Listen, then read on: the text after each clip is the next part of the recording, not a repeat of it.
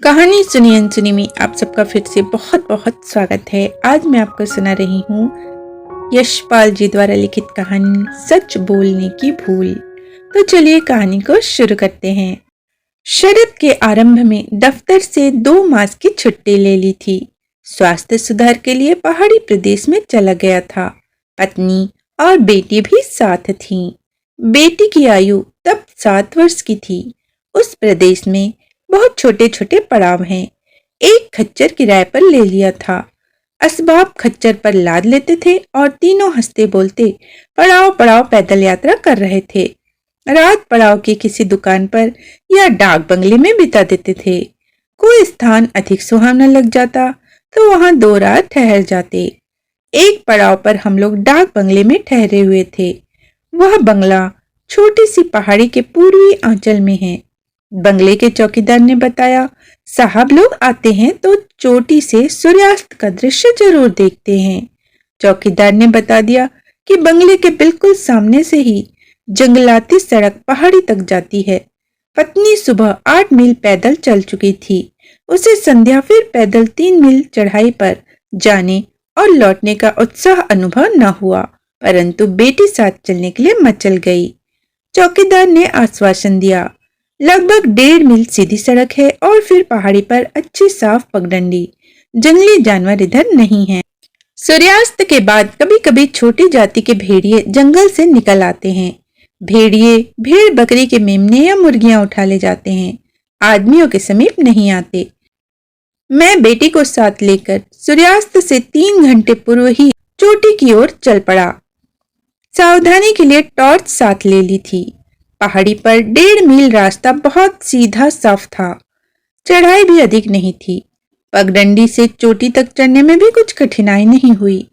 पहाड़ की चोटी पर पहुंचकर पश्चिम की ओर बर्फानी पहाड़ियों की श्रृंखला फैली हुई दिखाई दी। क्षितिज पर उतरता सूर्य बर्फ से ढकी पहाड़ी की रीढ़ को छूने लगा तो ऊंची नीची आगे पीछे खड़ी हिमाच्छादित पर्वत श्रृंखलाएं अनेक इंद्रधनुषों के समान झलमलाने लगी। हिम के स्फटिक कणों की चादरों पर रंगों के खिलवाड़ से मन उमग उमग उठता था। बच्ची उल्लास से किलक किलक उठती थी।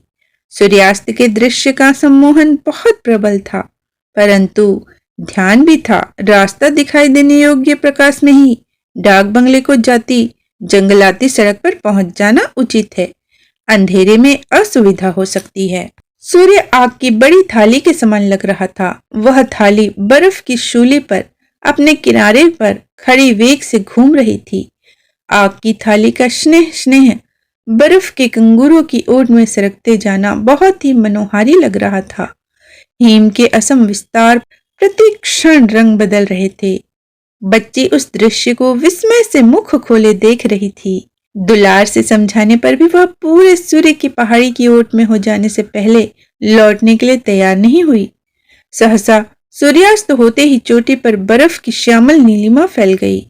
पहाड़ी की चोटी पर अब भी प्रकाश था, पर हम ज्यों-ज्यों पूर्व की ओर नीचे उतर रहे थे, अंधेरा घना होता जा रहा था। आपको भी अनुभव होगा कि पहाड़ों में सूर्यास्त या छुटपुट उजाला बहुत देर तक नहीं बना रहता। सूर्य पहाड़ की ओट में होते ही उपत्यका में सहसा अंधेरा हो जाता है। मैं पगडंडी पर बच्ची को आगे किए पहाड़ी से उतर रहा था।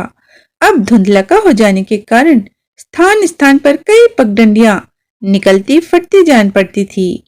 हम स्मृति के अनुभव से अपनी पगडंडी पहचान कर नीचे जिस रास्ते पर उतरे वह डाक बंगले की पहचानी हुई जंगलाती सड़क नहीं जान पड़ी।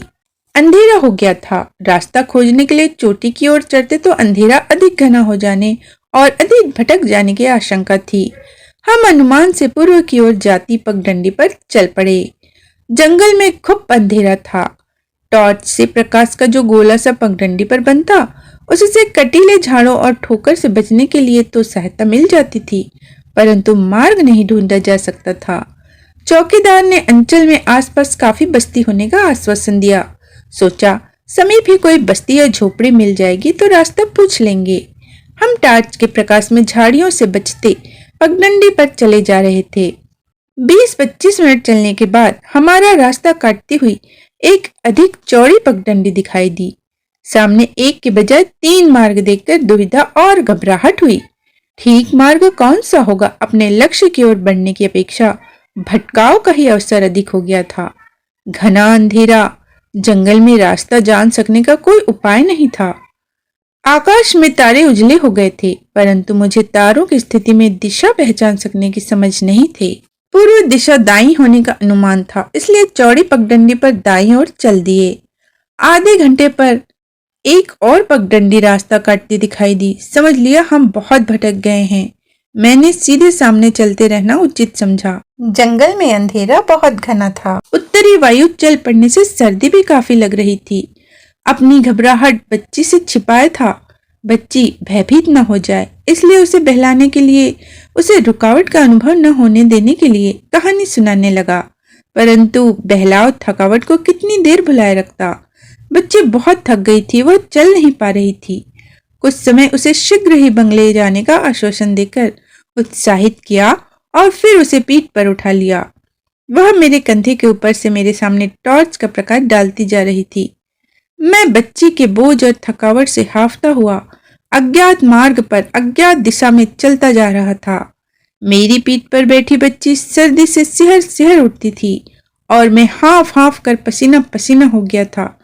कुछ समय बाद मैं दम लेने के लिए बच्चे को पगडंडी पर खड़ा करके घड़ी देख लेता था। अधिक रात न हो जाने के आश्वासन से कुछ साहस मिलता था। हम अनजाने जंगल के घने अंधेरे में 2.5 घंटे तक चल चुके थे। मेरी घड़ी में 9:30 बज गए तो मेरा मन बहुत घबराने लगा। बच्ची को कहानी सुनाकर बहलाना संभव न रहा। वह जंगल में भटक जाने के भय से माँ को याद कर ठुसक ठुसक कर रोने लगी। बंगले में अकेली घबराती पत्नी के विचार ने और भी व्याकुल कर दिया। मेरी टांगें थकावट से कांप रही थी। सर्दी बहुत बढ़ गई थी। जंगल में वृक्ष के नीचे रात काट लेना भी संभव नहीं था। छोटे भेड़िए भी याद आ रहे थे। वहां के लोग उन भेड़ियों से नहीं डरते थे, पर छोटी बच्ची साथ होने पर भेड़िए से भेंट की आशंका से मेरा रक्त जमा जा रहा था। हम जंगल से निकलकर खेतों में पहुंचे तो 10 बज चुके थे। कुछ खेत पार कर चुके तो तारों के प्रकाश से कुछ दूर झोपड़ी का आभास मिला। झोपड़ी में प्रकाश नहीं था। बच्ची को पीठ पर उठाए फसल भरे खेतों में से झोपड़ी की ओर बढ़ने लगा। झोपड़ी के कुत्ते ने हमारे उस ओर बढ़ने का ऐतराज किया। कुत्ते की क्रोध भरी ललकार से सांत्वना ही मिली। विश्वास हो गया झोपड़ी सुनी नहीं थी। पहाड़ों में वर्षा की अधिकता के कारण छतें ढालू बनाई जाती है। गरीब किसान ढालू छत के भीतर का स्थान उपयोग कर सकने के लिए अपनी झोपड़ियों को 2 तल्ला कर देते थे। मिट्टी की दीवारें, फूस की छत और चारों ओर कांटों की ऊंची बाड़। किसान लोग नीचे के तल्ले में अपने पशु बांध लेते हैं और ऊपर के तल्ले में उनकी गृहस्थी रहती है। मैं झोपड़ी की बाड़ के मोहरे पर पहुंचा तो कुत्ता मालिक को चिताने के लिए बहुत जोर से भौंका। झोपड़ी का दरवाजा और खिड़की बंद थे। मेरे कई बार पुकारने और कुत्ते के बहुत उत्तेजना से भौंकने पर झोपड़ी के ऊपर के भाग में छोटी सी खिड़की खुली। झुंझलाहट की ललकार सुनाई दी। कौन है इतने रात गए? कौन आया है? झोपड़ी के भीतर अंधेरे में से आती ललकार को उत्तर दिया, मुसाफिर हूँ, रास्ता भटक गया हूँ। छोटी बच्ची साथ है। पड़ाव के डाक बंगले पर जाना चाहता हूँ। खिड़की से एक किसान ने सिर बाहर निकाला और क्रोध से फटकार दिया, तुम शहरी हो ना? तुम आवारा लोगों को देहात में क्या काम? चोरी चकारी करने आए हो? भाग जाओ, नहीं तो काट कर 2 टुकड़े कर देंगे और कुत्ते को खिला देंगे। किसान को अपनी और बच्चे की दयनीय अवस्था दिखलाने के लिए अपने ऊपर टार्च का प्रकाश डाला और विनती की, बाल बच्चेदार हूँ, गृहस्थ हूँ, चोटी का सूर्यास्त देखने गए थे, भटक गए। पड़ाव के बंगले में बच्चे की माँ हमारी प्रतीक्षा कर रही है। बंगले का चौकीदार बता देगा। पड़ाव के डाक बंगले पर जाना चाहता हूँ, रास्ता दिखाकर पहुंचा दो तो बहुत कृपा हो जाएगी। तुम्हें कष्ट तो होगा, यथाशक्ति मूल्य चुका दूंगा। किसान और भी क्रोध से झल्लाया। पड़ाव और डाक बंगला तो यहाँ से 7 मील है। कौन तुम्हारे बाप का नौकर है जो इस अंधेरे में रास्ता दिखाने जाएगा? भाग जाओ यहाँ से, नहीं तो कुत्ते को भी छोड़ता हूँ। क्रुद्ध किसान मुझे झोपड़ी की खिड़की से भाग जाने के लिए ललकार रहा था तो झोपड़ी के ऊपर के भाग में दिया जल जाने से प्रकाश हो गया था और वह दिया खिड़की की ओर बढ़ गया था। दिए के प्रकाश में किसान की छोटी घुंघराली दाढ़ी और लंबी लंबी सामने झुकी हुई मूछों से ढका चेहरा बहुत भयानक और खूंखार लग रहा था। खिड़की की ओर दिया लाने वाली स्त्री थी। किसान की बात सुनकर मेरे प्राण सूख गए। समझा कि अंधेरे में बहुत भटक गया हूँ। उस अंधेरे, सर्दी और थकान में बच्ची को उठाकर 7 मील चल सकना मेरे लिए संभव नहीं था। बच्ची के कष्ट के विचार से और भी अधीर हो गया। बहुत गिड़गिड़ा कर किसान से प्रार्थना की, भाई दया करो, मैं अकेला होता तो जैसे तैसे जाड़े और ओस में भी रात काट लेता, परंतु इस बच्ची का क्या होगा? हम पर दया करो, हमें कहीं भीतर बैठ जाने भर की जगह दे दो, उजाला होते ही हम चले जाएंगे। खिड़की के भीतर किसान के समीप आ बैठी औरत का चौड़ा चेहरा भी किसान की ही तरह बहुत रूखा और कठोर था, परंतु उसकी बात से आश्वासन मिला। स्त्री बोली, अच्छा अच्छा, उसके साथ बच्ची है, इस समय पड़ाव तक कैसे जाएगा? आने दो, कुछ हो ही जाएगा। किसान स्त्री पर झुंझलाया, क्या हो जाएगा? कहाँ टिका लेगी इन्हें? शहर के लोग हैं, इनकी मेहमानदारी हमारे बस की नहीं। स्त्री ने उत्तर दिया, अच्छा अच्छा, नीचे जाकर कुत्ते को पकड़ो, उन्हें आने तो दो। किसान ने नीचे आकर झोपड़ी का दरवाजा खोला, कुत्ते को डांट कर चुप करा दिया और हमारे लिए बाड़े का मोहरा खोल दिया।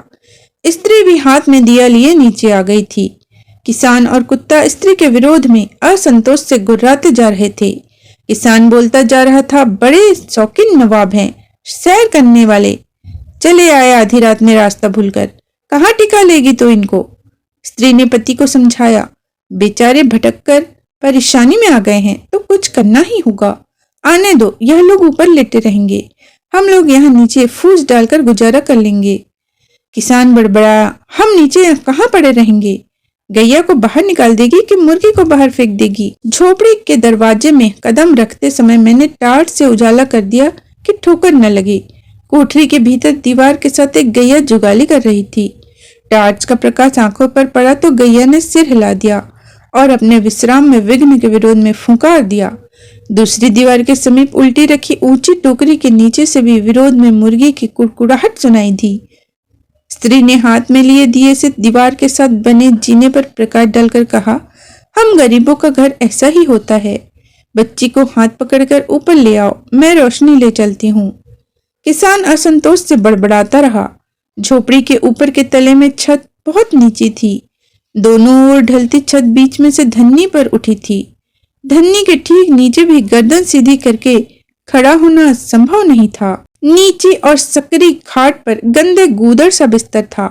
स्त्री ने बिस्तर की ओर संकेत किया, तुम यहाँ पर लेटे रहो, हम नीचे गुजारा कर लेंगे। स्त्री ने कोने में रखे कनस्तरों और सूखी हांडियों में टटोलकर गुड़ का एक टुकड़ा मेरी ओर बढ़ाकर कहा, बच्चे को खिलाकर पानी पिला दो। उसने कोने में रखे घड़े से लेकर एक लोटा जल खाट के समीप रख दिया। स्त्री दिया उठाकर जीने की ओर बढ़ती हुई बोली, क्या करूं, इस समय घर में आटा भी नहीं है, सांझ हो चुकी है। सांझ को ही चूक गया, सुबह ही पंचक्की पर जाना होगा। स्त्री जीने की ओर बढ़ती हुई ठिठक गई। विस्मय से भवें उठाकर बोली, हैं, इतनी सी लड़की के गले में मोतियों की कंठी? उसका स्वर कुछ भीग गया। हम कुछ करें भी किसके लिए? लड़का लड़की घर पर थे तब कुछ हौसला रहता था। लड़की सियानी होकर अपने घर चली गई। लड़के को शहर का चस्का लगा है। 2 बरस से उसका कुछ पता नहीं। जहां हो, हे देवी माता, लोग उसको भी शरण दें। स्त्री नीचे उतर गई। तब भी असंतुष्ट किसान के बड़बड़ाने की और कुछ उठाने धरने की आहट आती रही। बच्ची थोड़ा गुड़ खाकर और जल पीकर तुरंत सो गई। मुझे गंधाते गंदे बिस्तर से उबकाई अनुभव हो रही थी। अपनी असुविधा की चिंता से अधिक चिंता थी डाक बंगले में हमारी प्रतीक्षा में असहाय पत्नी की। हम दोनों के न लौट सकने के कारण वह कैसे बिलख रही होगी। कहीं यही न सोच बैठी हो कि हम भेड़िया या आतताइयों के हाथ पड़ गए हैं। हमें खोजने के लिए डाक बंगले के चपरासी को लेकर चोटी की ओर न चल पड़ी हो। मस्तिष्क में चिंता की वेदना और पीठ थकान से इतनी अकड़ी हुई थी कि करवट लेने में भी दर्द अनुभव होता था। झपकी आती तो पीठ के दर्द और बिस्तर की असुविधा के कारण टूट जाती। करवटें बदलते सोच रहा था, रास्ता दिखाई देने योग्य उजाला हो जाए तो उठकर चल दें। खिड़की की सांधों से पाँव फटती सी जान पड़ी। सोचा जरा उजाला और हो जाए। नीचे सोए लोगों की नींद में विघ्न न डालने का ध्यान था। एक झपकी और लेना चाहता था कि नीचे से दबी दबी फुसफुसाहट सुनाई दी। मर्द कह रहा था, बहुत थके हुए हैं, सूरज बांस भर चढ़ जाएगा तो भी उनकी नींद नहीं टूटेगी। स्त्री सांस के स्वर में बोली, तुम्हें उन्हें जगा के क्या लेना है? नहीं उठते तो मैं जाऊं? अच्छा जाता हूं। आह संभल कर, आहट न करो। गर्दन ऐसे दबा लेना कि आवाज न निकले, चीख न पड़े। छुरा ताक में है। स्त्री पुरुष का परामर्श सुनकर मेरे रोम रोम से पसीना छूट गया। हत्यारों से शरण मांगकर उनके पिंजड़े में बंद हो गया था। सोचा पुकार कर कह दूं, मेरे पास जो कुछ है ले लो, लड़की के गले की कंठी ले लो और हमारी जान बख्शो। फिर मर्द की आवाज सुनाई दी, बेचारी को रहने दूं, मन नहीं करता। स्त्री बोली, मन न करने की क्या बात है? उसे रहने देकर क्या होगा? कहाँ बचाते छिपाते फिरोगे? मैंने आतंक से नींद में बेसुध बच्ची को बाहों में ले लिया। भय की उत्तेजना से मेरा हृदय धक धक कर रहा था। सोचा उन्हें स्वयं ही पुकार कर गिड़गिड़ा कर प्राण रक्षा के लिए प्रार्थना करूं, परंतु गले ने साथ न दिया। यह भी ख्याल आया कि यदि वे जान जाएंगे कि मैंने उनकी बात सुन ली है तो कभी छोड़ेंगे नहीं। अभी तो वे बात ही कर रहे हैं, भगवान उनके हृदय में दया दे। सोचा किसान के ऊपर आते ही मैं उसे धक्के से नीचे गिरा कर चीख पड़ूं, पर जाने आसपास मील 2 मील तक कोई दूसरे लोग भी हैं या नहीं। सहसा दबे हुए गले से मुर्गी के कुड़कुड़ाने की आवाज आई। स्त्री का उपालंब भरा स्वर सुनाई दिया, देखो कहा भी था कि संभल कर गर्दन पर हाथ डालना। ओह, यह तो मुर्गी काटे जाने की मंत्रणा थी। अपने भय के लिए लज्जा से पानी पानी हो गया। स्त्री का स्वर फिर सुनाई दिया, मुर्गी के लिए इतना क्यों बिगड़ रहे हो? शहर के बड़े लोगों की बड़ी बातें होती हैं, खातिर से खुश हो जाएंगे तो बख्शिश में जो चाहे दे जाए। मामूली आदमी नहीं है। लड़की के गले में मोतियों की कंठी नहीं देखी। दूसरी चिंता और लज्जा ने मस्तिष्क को दबा लिया। उस समय मेरी जेब में केवल 2.5 रुपए थे। बंगले से सूर्यास्त का दृश्य देखने आया था, बाजार में खरीदारी के लिए नहीं। लड़की के गले में कंठी नकली मोतियों की ₹1.25 की थी। दिए के उजाले में वे देहाती कंठी को क्या परख सकते थे? बहुत दुविधा में सोच रहा था, इन लोगों को क्या उत्तर दूंगा? कुछ बताए बिना चुपचाप ही कंठी दे जाऊं, बाद में 40-50 रुपए मनी ऑर्डर से भेज दूंगा। खिड़की की सांधों से काफी सवेरा हो गया जान पड़ा। सोच ही रहा था लड़की को जगा कर नीचे ले चलूं कि जीने पर कदमों की चाप सुनाई दी और किसान का चेहरा ऊपर उठता दिखाई दिया। किसान का चेहरा रात की भांति निर्दय और डरावना न लगा। वह मुस्कुराया, नींद खुल गई, मैं तो जगाने के लिए आ रहा था। धूप हो जाने पर बच्ची को इतनी दूर ले जाने में परेशानी होगी। किसान ने पुराने अखबार में लिपटी एक बड़ी सी पुड़िया मेरी ओर बढ़ा दी और बोला, यह लो, यह तुम्हारे ही भाग्य के थे। घर में आटा नहीं था जो 2 रोटी बना देते, इसलिए तो मैं तुम्हें रात में हाके दे रहा था, पर घरवाली को बच्ची पर तरस आ गया। खेती के लिए जमीन ही कितनी है, अंडे बेचकर ही गुजारा करते हैं। बरसात के अंत में पापी पड़ोसी लोगों की मुर्गियों में बीमारी फैली तो हमारी मुर्गियां भी मर गईं। मुर्गियां बचाने के लिए सभी कुछ किया, पीर की दरगाह पर दिए जलाए, मुर्गियों को ढेरों लहसुन खिलाया, सरकारी अस्पताल से दवाई भी ला कर दी, पर उसका काल आ गया था, बची नहीं। हाँ, यह मुर्गा बड़े जीवट का था, बीमारी झेलकर भी बच गया।